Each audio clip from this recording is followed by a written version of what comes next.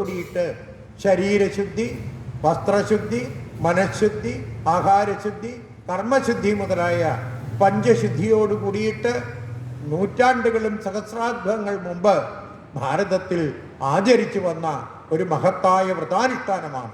ഇന്നും പുതിയ തലമുറ വരെ ഓരോ കാലഘട്ടങ്ങൾ കഴിയുമ്പോഴും നവം നവം നവം പുതിയതായി ഇതാ നവരാത്രി വ്രതകാലം ആചരിച്ചു വരുന്നു.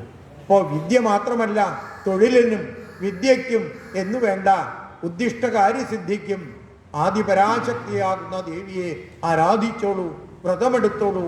ദേവിയുടെ പാദങ്ങളിൽ നിഷ്കാമകർമ്മം അനുഷ്ഠിച്ചുകൊണ്ട് ത്യാഗമനോഭാവത്തോടു കൂടി എല്ലാം അമ്മയുടെ പാദങ്ങളിൽ സമർപ്പിക്കാൻ സാധിച്ചാൽ അമ്മയുടെ അനുഗ്രഹത്തിന് പാത്രീഭൂതരാകാനായിട്ട് സാധിക്കും.